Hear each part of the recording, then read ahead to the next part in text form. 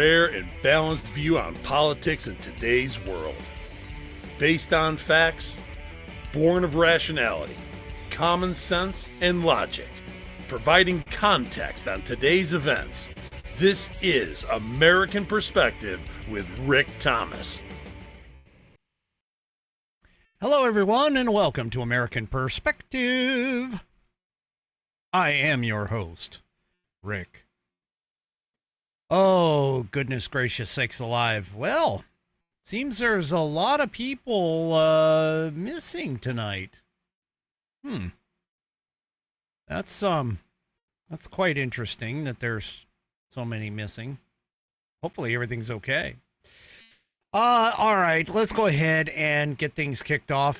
Tonight, the Pledge of Allegiance is done by none other than my fabulous, absolutely stunning, spectacular, fantastic, awesome, can't even think of enough adjectives. She does more for me than I will ever know, and that is the wonderful Mrs. Whiskey. So, if you are of mine, please stand, remove your hat, if you're wearing one, like me.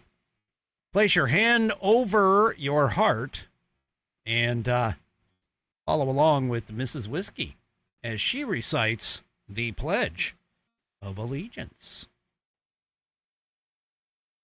I pledge allegiance to the flag of the United States of America and to the republic for which it stands, one nation, under God, indivisible, with liberty and justice for all. And, of course, I thank my beautiful and wonderful and every other adjective that I can place in front. In terms of Mrs. Whiskey, for doing that wonderful Pledge of Allegiance. If you would like to hear your rendition of the pledge played here on the program, all you need to do is record yourself reciting or performing the pledge in your style. Take that audio file, video file, whatever kind of file is created, and attach it to an email. Send it to me. Send it off to fans, F-A-N-S, at AmericanPerspective.online. That's fans, F-A-N-S, at AmericanPerspective.online. All right, well, I mentioned it last night. I mentioned the True Grit Roots Network store was going to be basically put up. The easiest way to get there is to just type in your browser bar, shop.tgrn.net. That's right, shop.tgrn.net. And here is, where is it? There it is. And here it is, right here. There it is. There it is. Shop.tgrn.net. Let me say it again. Shop.tgrn.net.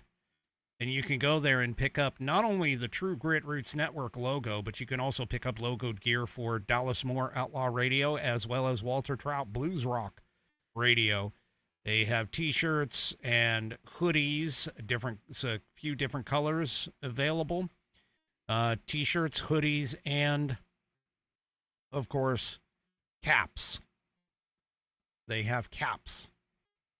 So, yeah, you can check that out by going to shop.tgrn.net. That's shop.tgrn.net.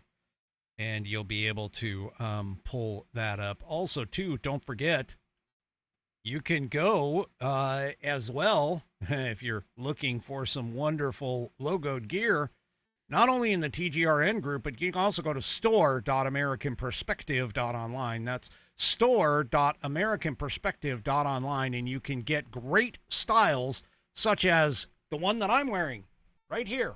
Whoops, wrong way. See that? Wonderful logoed gear. Go to store.americanperspective.online for that one. Or go to shop.tgrn.net if you want to get True Grit Roots Network gear. By the way, I have it under a specific authority that eventually, I don't know when, but eventually the red, white, and blue logo that you see on the TGRN glass every Wednesday is also likely to be showing up in the store sometime in the near future. So keep an eye out for that. Of course, that's the red, white, and blue store, or what, red, white, and blue logo for the True Grit Roots Network. I've already requested it and said, hey, you need to get that in there. So I'm waiting for it to show up, but that's okay. You can get our actual, logo, True Grit Roots Network, in the red and white on gear as well. And then, of course, obviously, like I said, the Dallas Moore Outlaw Radio and all of that stuff. And you can also head off to store.americanperspective.online and get yourself some great t-shirts with the American Perspective logo in 3 different styles. So do all of that. And, of course, we will thank you for all of that if you're interested in getting some great, great gear. All right. Let's go ahead and I think I'm on the right. Yeah, okay. Let's go ahead and get things kind of kicked off. First things first, Harry Enton may not necessarily be our, be a right conservative or right-wing conservative, I guess is what the left would call us. But Harry Enton may not be right-wing. He might be leaning left because he is on CNN. But you gotta admit, he definitely does not pull punches when the numbers are pointing in the opposite direction of what a lot of people think they should be. In this particular case, Harry Enton kind of tells the leftist lunatics, you guys might not have the opportunity to take back the House as much as you think you do. Now, granted, this is we're a little farther out from the, we've got 2026. That's basically what he's looking at. But of course, everybody pretty much after one election cycle is over, you're already into the next election cycle, according to the pollsters. So they try to pay attention to what's going on and that kind of stuff. Well, Harry Enton has got some choice words for the Democrats. Things may not be looking as up as what you might think. Take a listen. The bottom line is this. Democrats are behind their 2006 and 2018 paces when it comes to the generic congressional ballot. What are we talking about here? All right, the Democrats versus the Republicans on the generic congressional ballot, the margins. Look at where we are now. Democrats are ahead, but by just 2 points. Look at where Democrats were already ahead by in 2017. They were behind by 7 points. How about 2005 on the generic congressional ballot? Ahead by 7 points, ahead by 7 points, and now they're only ahead by 2 points. Their lead is less than half of where it was in either 2017 or 2005 in July of those years, the year before the midterm election. Yes, Donald Trump may be unpopular, but Democrats have not come anywhere close to sealing the deal at this particular point. Yeah, wave looks very different. Yes. All right, this is the generic ballot test. This is when you test people in the generic question. Of course, the House races aren't generic. There are 435 of them. What happens when you go race by race? What happens when you go race by race? Well, it's the same idea. Okay, House seat ratings with a GOP president like back in 2005 and, of course, 2017. More net pickup seat chances. Well, last time around, look at that. Democrats were ahead by 33 seats. How about in 2005? Democrats were ahead by 7 seats. What's going on right now? It's actually Republicans. Republicans with more net pickup chances at plus 12, according to the Cook Political Report, when you add in the likelies, the leans, and the toss-up races. So it's not just on the generic ballot where Democrats are behind their 2017 and 2005 pace. It's actually when it comes seat by seat, you see that, at least at this particular point, Republicans actually have more net pickup opportunities. This doesn't look anything like those wave elections back in 2006 or 2018. If it doesn't look anything like those years, what does it look like? Okay, so what does it look like? Well, let's take a look back at the generic congressional ballot. What was going on in Ipsos in October of 2024? Democrats were ahead by 2 points. Look at where we are now. Democrats ahead by 2 points among registered voters. At this particular point, this election cycle looks a lot more like 2024 than it does than either 2018 or 2006. And so, of course, Republicans actually held onto the House back in 2024. Will it happen this time around? We'll just have to wait and see. But for anyone who's writing the Republican House's political obituaries, hold the phone. This is a reality check. Republicans are still very much in the game. Area, and that'll be quite a reality check, I think, for a lot of Democratic voters. Yeah. Thank you very much. The bottom line. So, Harry Enton coming out of the cheap seats on CNN, providing us with some hard numbers, at least for the leftist Democrats who all talk. They're all talking about, you know, blue wave, blue wave, blue wave. We're gonna go and stop this guy. I mean, even Jasmine Crockett is like, oh, if we take back the House and the Senate, we're gonna make sure that Donald Trump gets brought up on impeachment, and, you know, basically all the same crap that they've been doing or had done during Trump's first administration. Yeah. Early numbers don't look like that's going to go quite the same way.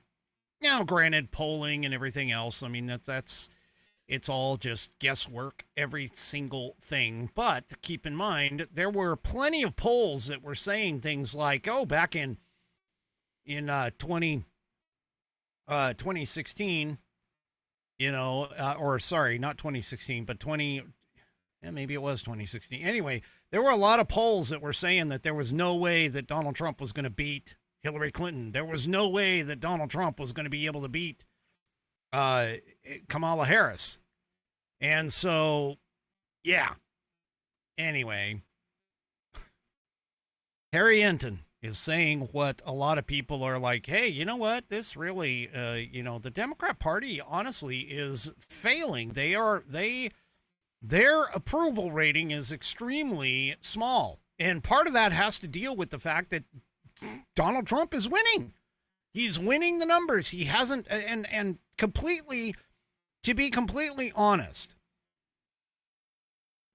the reason why Donald Trump is got good, for him, numbers today is mainly because of the fact, number one, everybody is behind him in terms of the illegal immigration or the illegal alien cleanup, which, by the way, according to Stephen Miller, 1 million illegal aliens have self-deported under the program, the CBP Home app, where they can self-deport, leave, have the opportunity to apply to come back to the United States legally, as well as gain $1,000 when they arrive back home or wherever it is where they're headed.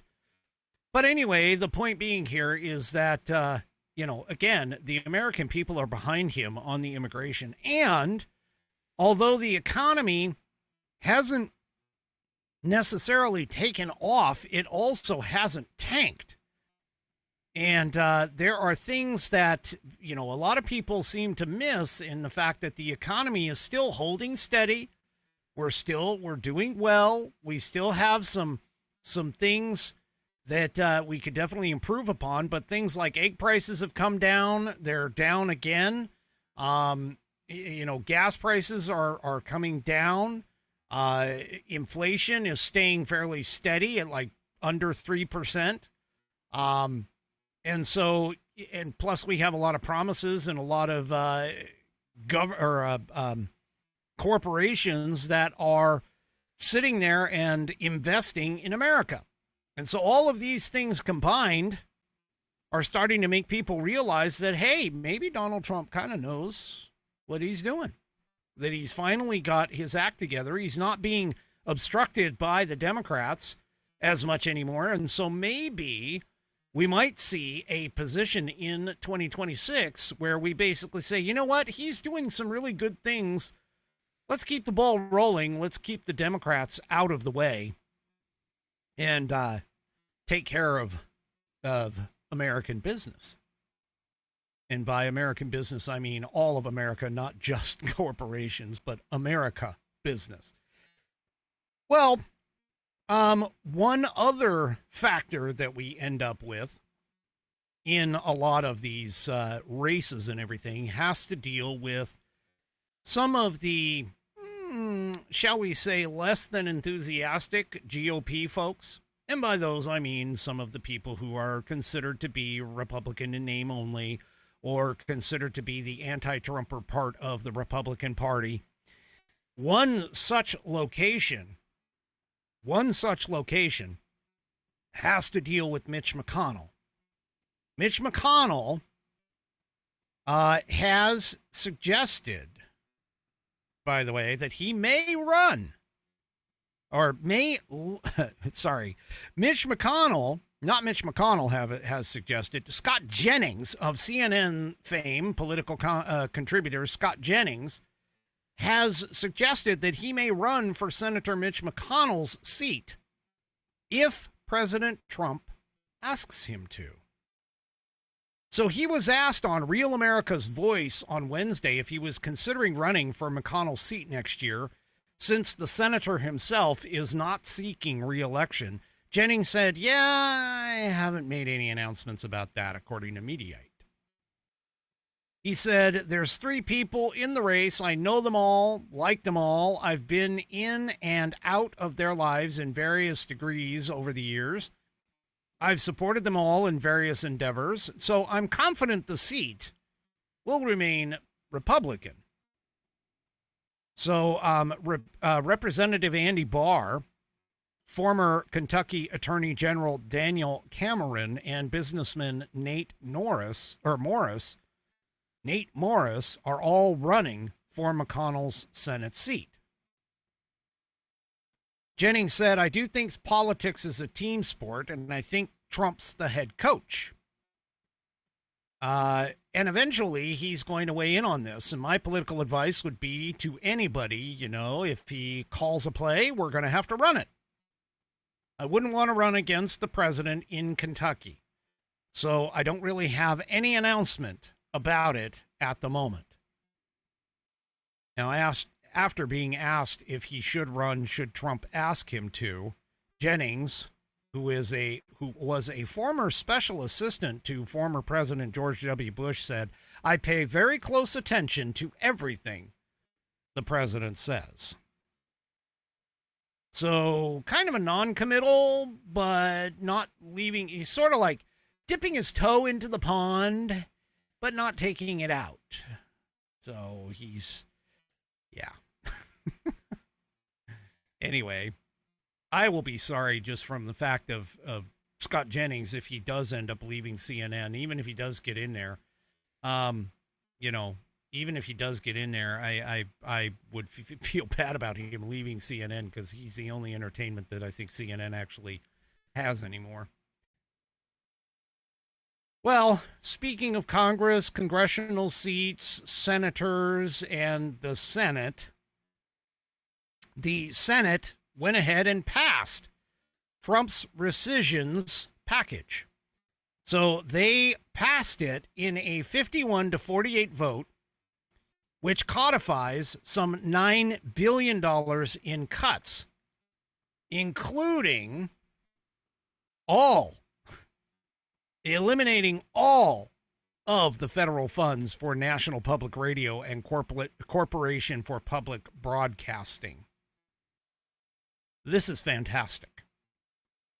This is fantastic because of the fact that both NPR, which, by the way, NPR was created in order to technically combat conservative talk radio, of which Rush Limbaugh was credited for bringing that into play.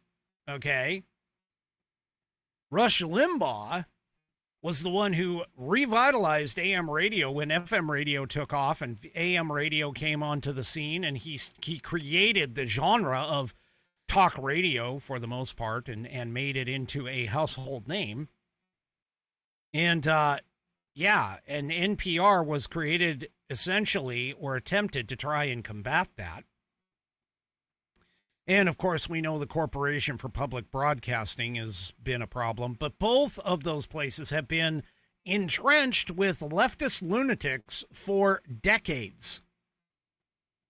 So, outside of the fact that the Constitution does not state anywhere within it that the government needs to be involved in news media. That's part of like the First Amendment, you know, the whole free press idea. But outside of all of that, and the fact that it should fall, if it was going to be funded, it would be funded by supposedly state funds if it would fall to the 10th Amendment and be done appropriately. I personally think government shouldn't be involved in any aspect of this, of public broadcasting or any of that kind of thing, other than maybe regulating it, obviously, through the FCC.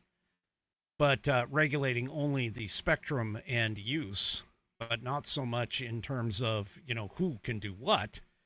But that being said, they went ahead and the Senate went ahead and passed this. And so we, the taxpayers, according to Town Hall, we, the taxpayers, are one giant step closer toward ending the subsidization and of biased outlets that hate us and America. Now, granted, NPR and PBS are not going to go away. They're just going to have to survive just like everybody else does in the media, which is essentially without government subsidies. So it's either sink or swim for these people. Now the bill will head back to the House because obviously they made some tweaks and changes and things like that during the debate and vote-a-rama stage and so on and so forth. But it now heads back to the House to get essentially trued up to what the House originally passed for all of this. But hey, we're one step closer. We are one step in the correct direction to make sure that these folks are left the way they should be. Sink or swim. You guys need to survive off of donations and everything else. And so the House, by the way, has until tomorrow to pass it. And if it does pass, then it goes to Trump's desk for his signature, and it must be signed on the 18th, according to this, to make this work. So hopefully the House of Representatives goes through and just, you know, as it does their thing and does it quickly so that they can get this package, $9 billion in cuts. $9 billion. Yeah. Let's hope that this is the package, by the way, that had to deal with the a lot of the Doge stuff. Well, NPR and PBS parent group, they are run by a board. And a couple of board members, and by a couple, I mean, I think three, in particular, refused to leave. Well, now the Trump admin has decided, hey, we're going to sue to get you guys out. So the three people and the complaint itself is filed, by the way, in Washington, D.C. court system, targets Laura Ross, Diane Kaplan, and Tom Rothman to formally remove them from the board. So the Justice Department filed the legal complaint on Tuesday against these members who have refused to leave their positions after being removed by President Donald Trump. The complaint filed in federal court in Washington, D.C. targets those three. DOJ is arguing that Trump lawfully terminated the three and is now seeking a court order to go ahead and remove them. The department said in a statement, the subjects of this complaint have continued to operate in office despite their removal and subsequent failure to obtain legal relief protecting their old positions. This litigation reflects the department's ongoing commitment to protecting the president's core Article 2 powers, which include the authority to make personnel decisions regarding those occupying federal offices. The DOJ is seeking to have the former board members refund any compensation that they have received since their removal. So, yeah.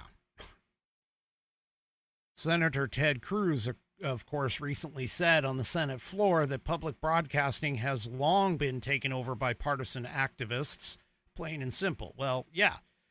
Public broadcasting, the Department of Education, those are two main institutions, as well as like the FBI, and those are main institutions that have all been taken over by leftist activists, as well as a couple on our Supreme Court, as well as a couple in the CIA.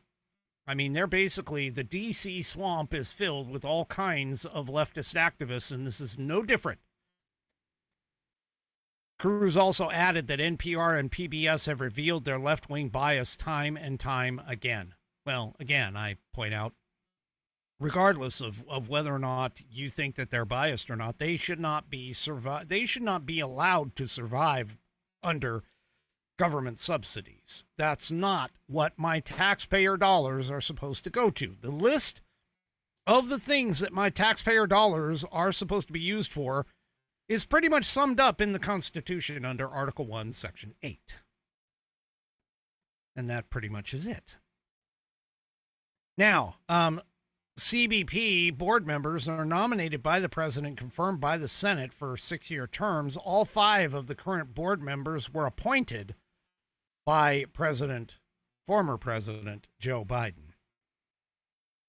And after the White House Deputy Director of Presidential Personnel, Trent Morse, notified Ross, Kaplan, and Rothman in April that they had been removed, the CBP filed a lawsuit claiming that Trump lacked the authority to terminate them. District Judge Randolph Moss is presiding over the case. Moss ruled last month that the board members could remain in their positions for the time being, although he denied CBP's request for an injunction to block Trump removals, according to a report by Reuters. So, yeah. Anything. Anyway, well, you remember a couple episodes back, or maybe even last night's episode, how I was talking about the Minnesota assassin, how he mentioned that from his jail cell to a couple of different outlets, how he mentioned that there was a letter that he wrote to Kash Patel that explains everything. Now, keep in mind, this individual, I'm going to call him alleged, but we all know that he probably did it. Anyway, the alleged assassin is essentially saying that all of his motivations and everything else are explained in the letter, and that this letter does not contain any motivations with regards to things like Donald Trump or things like pro-life beliefs. Well, a detailed letter that was left behind, addressed to FBI Director Kash Patel, has now been released. So this release of this letter, and he, by the way, is the this guy. Now, keep in mind, obviously he's mentally disturbed, but he is writing under an alias. And he is claiming some things that seem to be a little out there. Again, keep in mind, he is questionable in terms of his mental state. But as a part of this letter, he claimed that he was involved in U.S. military operations across multiple continents, but that he was recruited for this covert assignment by none other than Minnesota Governor Tim Walz. Yes. He claims in the letter, and again, this guy is nuts. So here is the text of the letter. And he basically says that he is the shooter at large in Minnesota involved in the June 12th shootings, which happened in the early morning hours of Saturday, June 13th, sometime between so on and so forth. Okay. He also says that he will probably be dead by the time you read the letter, and he wanted to share some information that Kash Patel might find interesting. He was told by U.S. military people on the lakes during my release, I've been in many operations since then in Eastern Europe, North America, Middle East, and Africa, all in the line of duty, doing what I believed was right and in the best interest of the United States. He was approached about a project that Tim Walz wanted done. Amy Klobuchar and Tina Keith were involved.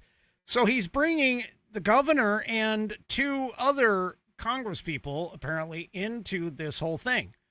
He says, I wasn't originally aware of the project, but Tim wanted me to kill Amy Klobuchar and Tina Keith to force a planned retirement.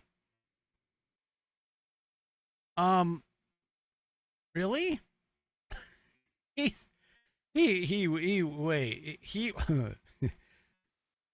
So apparently this guy is saying, oh, and by the way, he said, he told Tim that he wasn't willing to do it and said that if he didn't call off that plan, he would go public with it. Tim apparently said that he would call it off, but instead he went ahead and set up the murders, including one involving someone named Jan, Mel, and others to get the dark types when I moved.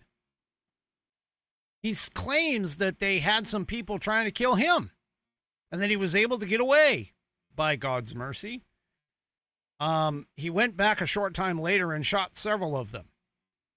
Now, he claims in the letter that he did not fire a single round at any peace officers, that he had plenty of opportunity, but he didn't take it. And he says, ask for the report on how many weapons and how much ammunition I had on me. Yeah. He says, in the letter, when the cops pulled up right next to me in their vehicles, I had an AK pistol aimed right at their heads. I could have left a pile of cops dead, but I didn't shoot. You can ask them yourself. I support law enforcement. That's why I spared them. And then he goes on and says, but if they come after my wife and kids next time, I won't give them a pass.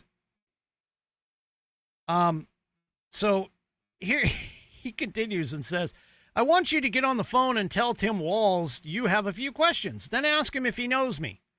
He says no, that he never met me. Go look at the files. You'll see that Tim Walz personally groomed me and put me on his governor's task force boards as a business representative. He's now trying to destroy me for his public record. He continues and says, ask Tim why they kept the SWAT team incidents silent from the media when they first happened. Not a word in the press. Why? Because they needed to get their stories straight. They didn't want anyone on the same page about what had happened. He goes, Tim's probably crapping bricks right now because I'm still at large, and he knows what I can declassify. He knows what I know. He continues and says, I will be shot on sight. You can bet on that because I know where all the buried skeletons are. He says, if I'm going to turn myself in, it needs to be directly to you, and I need to be held at a military prison near or in the Middle East, or at least on a ship. These guys have tour gains everywhere, and I can get to anybody. I'm willing to spill the beans. I just want my family safe. They had nothing to do with this, and are totally innocent. This was a one-person op. And here you can see in my in the video here, if you're on the audio portion of the program, you can see this. This is where the text came from. This is a handwritten letter, apparently, by this guy. and left in the SUV that he was driving. Oh, my goodness. Whew. Well, let's just say he's a nut job.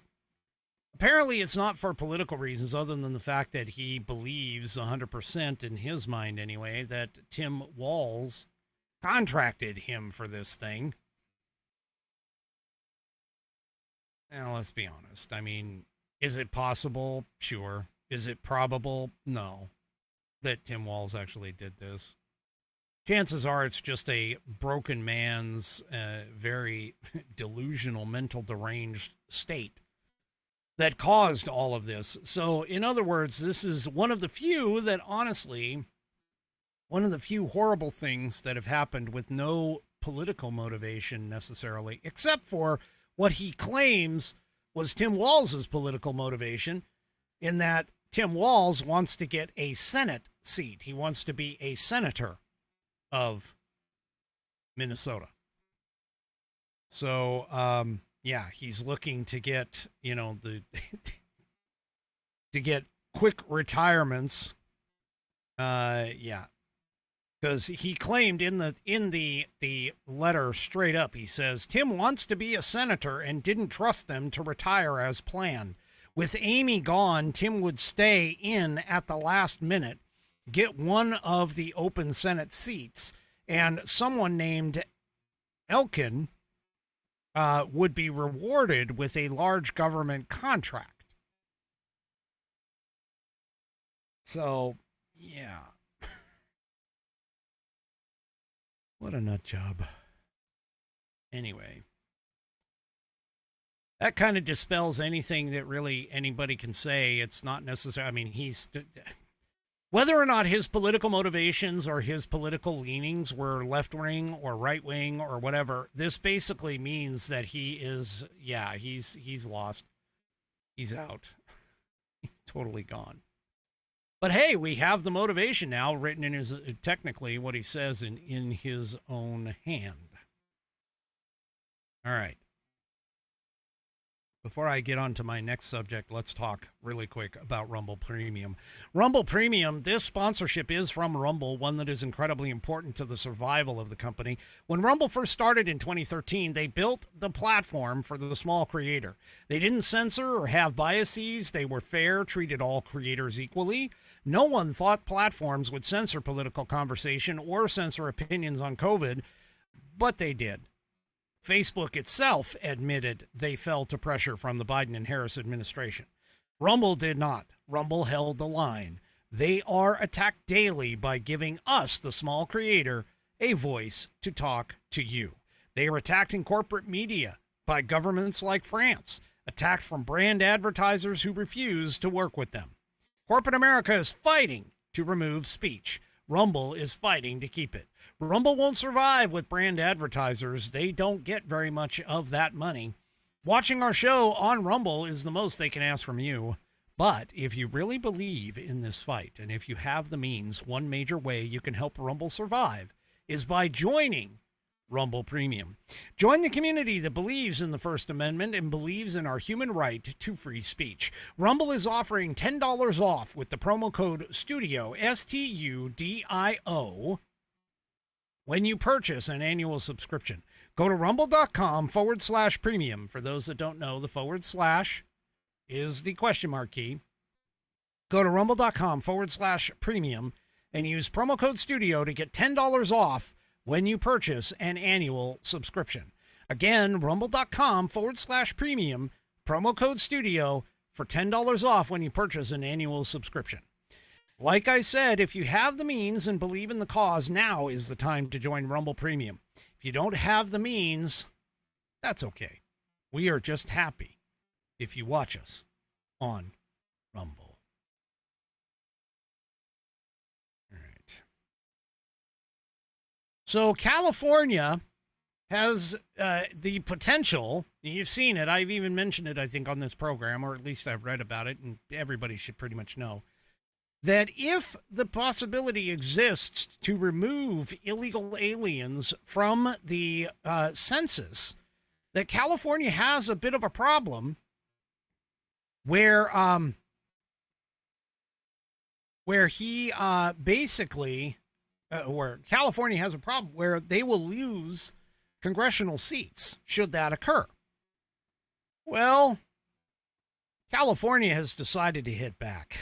And here, this has got a picture of slick Gavin Newsom, and slick, I mean, because of his grease in his hair. But anyway, here in the Daily Wire, California Dems plot redistricting power play to pick up House seats. So the California Democratic congressional delegation met with House Minority Leader Hakeem Jeffries on Wednesday. California Democrats have plans to redraw the state's districts, potentially threatening the slim Republican majority that's in the House of Representatives. According to California Democrats, their move was prompted by news that Texas might try to redraw its districts to gain more congressional seats. Texas Republican Governor Greg Abbott has directed the state legislature to discuss redistricting in an upcoming special legislative session, KCRA noted. California Democratic Governor Gavin Newsom said of Texas, they're playing by a different set of rules. Really? Anyway, on Wednesday, the California Democratic congressional delegation met with Hakeem Jeffries and reportedly discussed ideas for gaining even more House seats to overturn the perilously slim majority Republicans' hold on the House, according to Punchbowl News. California Assembly member Leticia Castillo of Riverside, who left the Democratic Party and became a Republican, said of California's Democrats, quote, "The games they play aren't working, and the more people get educated on what's going on, the more they are going to fight back." In 2010, California voters approved Proposition 20, which was a state constitutional amendment that transferred redistricting authority to an independent commission. Punchbowl News indicated that two plans are afoot to try to gain more seats, writing in their outlet that California Democratic Governor Gavin Newsom sees two ways to overcome it. One route would be for Newsom to call a special session of the legislature that would offer voters the chance to pause the commission or rescind its redistricting power. California voters would have to approve this in a special election. The news site cautioned that such a route would entail heavy costs due to the funds required to disseminate the message over the airwaves. But one way to win over GOP voters might be to include a conservative favorite, such as implementing voter ID as a part of the proposition. A second route would be to redraw districts and reclaim California's constitution does not explicitly forbid mid-decade redistricting, which would likely prompt a lawsuit. Newsom has called such a scenario a novel legal question. So one roadblock to redistricting is the Voting Rights Act, which may protect districts from being redrawn as they have majority Latino populations, and redrawing them would endanger such a majority. Targeting GOP districts have reportedly been discussed, include those of GOP Representatives Ken Calvert, Ken Kiley, Darren Issa, Young Kim, David Valadao, I hope I pronounced that correctly, and Doug LaMafia. Or LaMafa. I said mafia, but it's LaMafa. Anyway, Representative Mark Takano, who would be the new chair of the House Veterans Affairs Committee should Democrats regain the majority in the House, stated, "We want our gavels back. That's what this is about." Yeah. Sure. So they're working on a new plan to basically fix the election. And they claim that all of the elections are safe and secure and everything else. Sure. Well, if Governor Gavin Newsom decides to throw his hat in the ring in 2028, because that's what he seems to be doing. I mean, he's going on all kinds of podcasts and everything else and talking about it and trying to like backtrack some of his more extremist ideas and so on and so forth. Well, the last podcast that he was on with Sean Ryan, and I showed you a clip of him the other night with regards to this. Gavin Newsom is, unable to actually backtrack far enough on his extremist views. More than likely because he knows that he cannot win without those extremists on it. Well, during this podcast, he was asked directly, what about for your values? Is 8 years old too young? And this is what he's talking about here, is he's looking for Gavin Newsom's direct personal views on so-called gender-affirming care. And he stammered and stuttered and everything else regarding it. He says, yeah, I mean, look, now that I have a 9-year-old, just became 9, come on, man, I get it. So those are legit. It's interesting, the issue of age. I haven't, as someone that's been so focused on equality broadly, LGBT rights, particularly though gay marriage, the trans issue for me is also novel. It's over the last few years. I'm trying to understand it as much as anyone else. The whole pronoun thing, trying to understand all that. That was like all that stuff. I get it. All this stuff started to collapse on us. On the issue of children, this is a tough, tough issue, he added. Newsom later said that he is coming to this issue more open-minded than he's ever been, but also suggested that he didn't take it seriously on because conservatives, whom he didn't respect, opposed it. Now, I'm just going to basically point out to you, if you're listening to this guy and you actually think that like Kamala Harris was a word salad person, this guy's up there. He's up there. I'm just telling you, he is up there. This guy is just, he's basically going to try and tell you, not his personal feelings, not his desires. He's not going to go against anything. He's sort of like Joe Biden.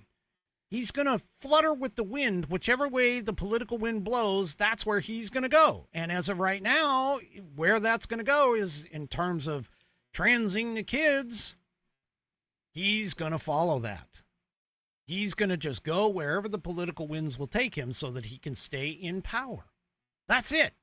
He is not going to tell you his individual beliefs, because if he does, he would lose part of his quote-unquote coalition.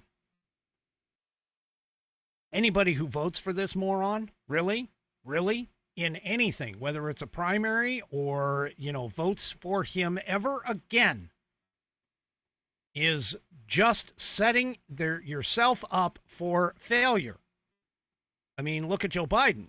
Joe Biden was basically voted in by a slim majority of the public with the entire intent that the man was going to stay in the basement and not go anywhere and not do anything.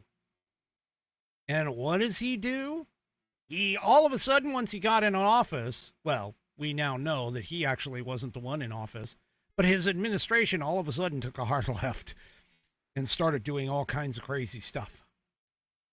Well, this seems to be the way. Something must be in the water in California, because I got to tell you, everybody from Nancy Pelosi, Kamala Harris, Gavin Newsom, and now Adam Schiff.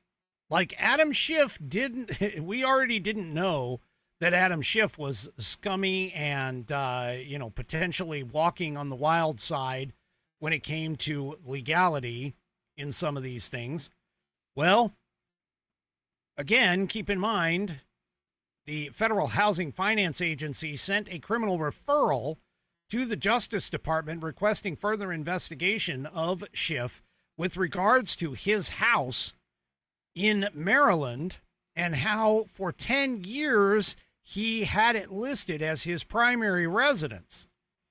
Well, Adam Schiff decided, because for some reason he's all of a sudden, I guess, discovered social media and thinks that if he, sits in front of social media or does a video while he's walking or whatever. I don't know if anybody's ever watched any of these videos, but he decided that, talking to the people in a video is his way of like being able to explain things. And unfortunately, well, here's the thing. Adam Schiff is claiming that this is all made up, that this is something that Donald Trump created. Yeah, it's not. Donald Trump had nothing to do with it. Yeah. He claimed in this video that apparently Trump is attacking him for having two homes.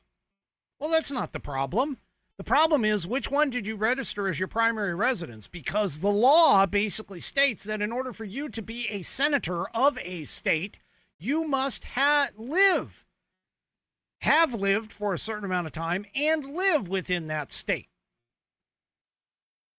That's where the issue comes into play. And by the way, it's been reported on for quite some time, although, now it's starting to be activated and acted on. Acted on. Sorry, I got to get my closed captioning to say the right thing. Anyway, so yeah. The good news is, though, is that almost every response, of course, was anti-Schiff, which I don't understand why. How did this guy? He was one of the few in history to ever have been censured in the House of Representatives. He was censured for lying. And he immediately was able to jump because he ran for senator for the passed away Senator Dianne Feinstein's seat. And he was able to get hired by the people of California. Oh, my gosh. It just, yeah. So people on X apparently had a lot of fun posting no one is above the law, because that's one of the things that Schiff keeps talking about. Yeah, I don't think he was convincing anybody on X. He also apparently ducked questions when asked directly about the allegations by a Fox News digital reporter asked Schiff, quote, "Why did you decide to make your primary residence Maryland for 10 years, for a decade, not California?" And then he goes, "Any comment on Trump accusing you of committing mortgage fraud, sir? Any response?" Schiff just ignored the question, simply responding, "Have a nice day." Yeah. Yeah. I personally hope that the DOJ actually does take action, because this guy is a scum and needs to be taken out operationally. So, anyway.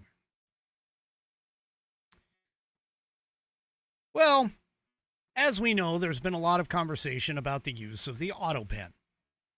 And I've been pointing out to you that there are some questionable actions that were taken by the past administration. There were questionable actions taken by the Obama administration in terms of the actual use of the auto pen and where the auto pen should realistically be utilized in a legal capacity. However, Congress also has questions with regards to the use of the presidential auto pen. They've been looking into it. But now a House Republican, according to this article in Red State, has now introduced a bill that is designed to specifically limit the use of the presidential auto pen. And, of course, the bill's name is fantastic. So, apparently, The Daily Wire reported exclusively that Republican Representative Addison McDowell out of North Carolina is introducing a bill that is titled Ban on Inkless Directives and Executive Notarization Act of 2025. Now, if you take the major words in that title, the act's name is shortened to the BIDEN Act, the Biden Act of 2025. So this bill would amend Title III of the U.S. Code to prevent a president from using an auto pen or other such device for signing bills, executive orders, pardons, and commutations of prison sentences. In other words, all of the wonderful things that the Constitution states is a requirement to have the president's signature on it, his actual signature. This is now setting this up so that Congress is basically saying, yeah, you pretty much have to follow the Constitution and like write your actual John Hancock. Now, Donald Trump the other day when signing a bill, I think he took a shot at it and he goes, yeah, and this, folks, is not auto pen. And he's signing it with his, signature Sharpie on it. So, yeah. So McDowell told the Daily Wire, the American people elect a president to run the country, not a cabal of woke staffers. Sadly, that is exactly what the American people received under Joe Biden. When Joe Biden worried more about breaking glass ceilings as commander-in-chief, his legacy will forever be tied back to the lack of oversight he provided to the presidential auto pen. The Biden Act will ensure that rogue bureaucrats can no longer take advantage of a mentally incompetent president to seize authority awarded to the Oval Office.